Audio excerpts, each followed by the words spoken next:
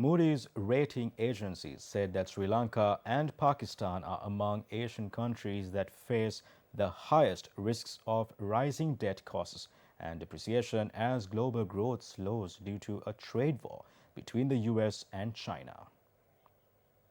The rating agency said, and I quote, "Weak debt affordability, high debt burdens, a reliance on FC borrowing, and thin reserves coverage of external debt payments make these sovereigns' credit profiles exposed to a shift in financing conditions," unquote.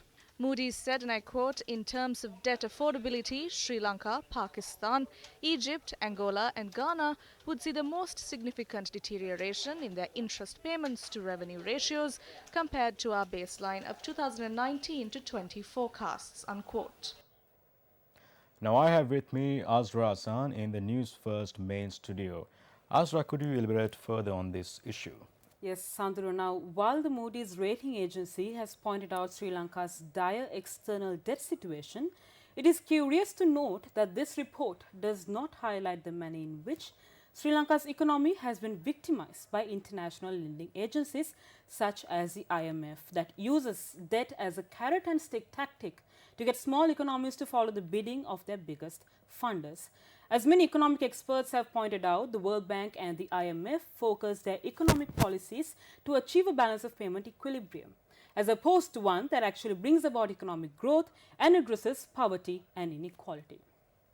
Now, in actual fact, these economic policies end up widening the gap between the haves and have-nots. Now, Azra, if I could interrupt you for a bit, are we actually having this problem that we blindly follow these international lending agencies?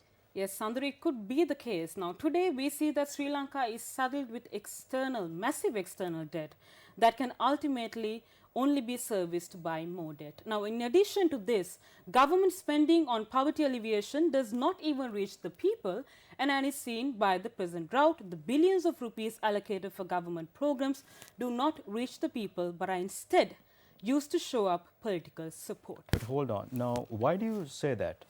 Sandru, a government's sole prerogative is to serve its people, and unfortunately, successive governments in Sri Lanka have failed in providing even the most basic needs, and the fact is seen and very obvious in rural Sri Lanka.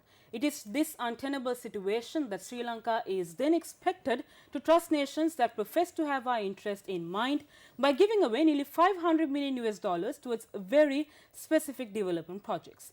It is more than clear by the Moody's report that Sri Lanka's problem is external debt. If any nation that truly has Sri Lanka's interests at heart, why would it not channel the $500 million towards paying off some of that debt? So, what is being done instead?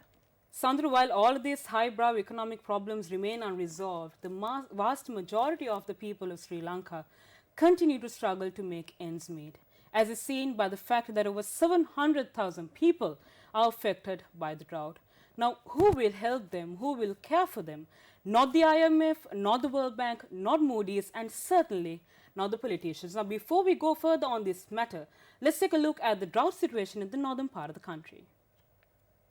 The continuing months-long drought prevailing in much of the north and north-central and eastern regions have severely affected around 782,000 people. According to the Disaster Management Center, despite heavy rains, winds and floods being experienced in different parts of the island, 18 districts in 8 provinces are reported to be stricken by severe drought for the past 8 months. According to DMC data, nearly 782,000 individuals belonging to 229,459 families in the Jaffna, Vaunia, Mannar, Mullaitivu, Kilinochchi, Batticaloa, Ampara, Trincomalee, Ratnapura, Puttalam, Kurunegala, Mathale, Kandy, Hambantota, Polonnaruwa, Anuradhapura, Munaragala and Badula districts have been affected by the droughts. More than 700,000 people affected by droughts. This is the reality, the situation, the actual situation at the grassroots. When the political majority forms a government, they must ensure every citizen's sovereignty and aspirations are respected and protected. This is what we describe as a republic. But does securing a majority in parliament mean that sovereignty of every single person of this country is protected? In an ideal republic, every individual's sovereignty and aspirations must be established. But we transfer sovereignty to a political majority or a political party, let's say, trusting that they will fulfill their expectations, fulfill our expectations and aspirations. In that sense, how can those who do not respect and protect the sovereignty of the general public even qualify to govern us? Now, this is indeed a point that we should always bear in mind. Keeping that in mind, Sanduru, it's back to you. Thank you, Azra.